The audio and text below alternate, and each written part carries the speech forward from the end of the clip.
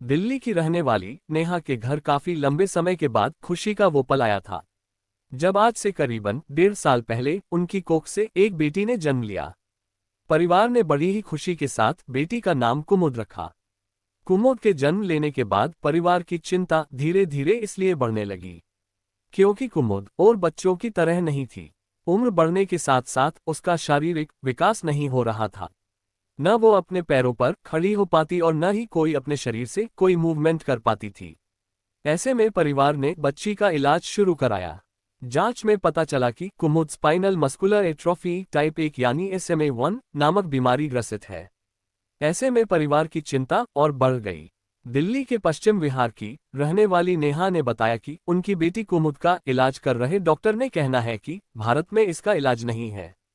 इस बीमारी के लिए एक इंजेक्शन है जो अमेरिका में उपलब्ध है, जिसकी कीमत करीबन 15 से 17 करोड़ रुपए है, जो अगले 5 से 6 महीनों में लगाना अति आवश्यक है, जिससे कुमुद की जान बच सकती है। ऐसे में मानो अब परिवार पर आफत का पहाड़ सा टूट पड़ा है। कुमुद का परिवार अब जगह जगह मदद की गुहार लगा रहा है। आपको बता दें कि कुमुद की मां एक बैंक में क्लर्क की नौकरी करती है और पिता एक प्राइवेट कंपनी में कार्यरत है। परिवार में कुमुद की दादी और दादा है। पूरा परिवार पश्चिम विहार में रहता है और परिवार का कहना है कि हमारे पास इतना पैसा नहीं कि हम अपनी बेटी का इलाज करा सके। परिवार की चिंता लगातार बढ़ती जा रही है और परिवार अब सरकार सहित तमाम सामाजिक संस्थाओं सहित लोगों से मदद की गुहार लगा रहा है ताकि कुमुद को एक नया जीवन दिया जा सके। आइए देखते हैं दिल्ली से प्राइम इंडिया न्यूज के विशेष संवाददाता अजीत कुमार की ये रिपोर्ट। मेरा नाम नेहा है और मैं एज अ क्लर्क काम करती हूँ इंडियन ओवरसीज़ बैंक में। जी, आपकी जो बच्ची है, क्या नाम है, क्या उम्र है, क्या बीमारी है उसको? मेरी बेटी 1.5 साल की है, उसका नाम कुमुद है। कुमुद एक बहुत ही rare genetic disorder spinal muscular atrophy type 1 से ग्रसित है। इसमें बच्चे की जो मांसपेशियाँ होती हैं उनकी टोन बहुत ज़्यादा लो होती है और वो इतनी लो होती है कि चाहे वो हाथ की मसल्स हैं, चाहे वो चेस्ट की मसल्स हैं, चाहे वो पाँव की मसल्स हैं, उन वो बॉडी की मूवमेंट्स को कंट्रोल नहीं कर पाती है। ना वो गर्दन संभाल पाती है, ना वो बैठ पाती है, ना वो रोल कर पाती है, मतलब हाथ पाँव भी नहीं चला पाती है।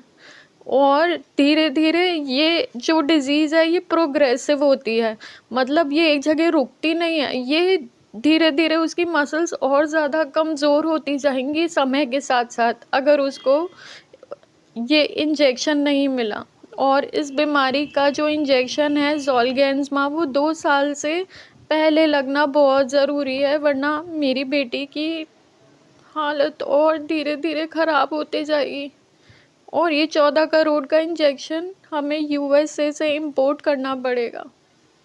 क्या कोई सरकारी मदद या कोई एनजीओ की तरफ से आपको कोई मदद मिल पाई है? सर हम पूरी कोशिश कर रहे हैं कि सरकार तक अपनी बात पहुंचा पाएँ और सरकार की तरफ से जो रेयर डिजीज़ेस के लिए 50 लाख रुपए है उस लेटर के अलावा अभी तक हमें कोई मदद नहीं मिल पाई है और अब मेरी बेटी के पास समय भी सिर्फ 5 महीने का रह गया है।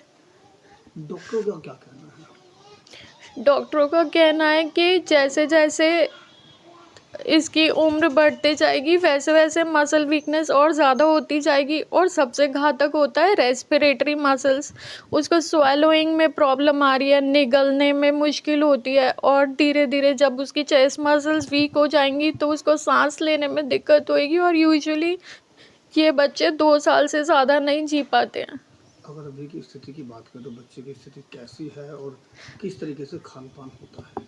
अभी मेरी बेटी को ओजी ट्यूब डली हुई है, ओरो गैस्ट्रिक, और वो उस ट्यूब से खाना खा रही है और धीरे धीरे अगर उसे इंजेक्शन नहीं मिला तो पता नहीं।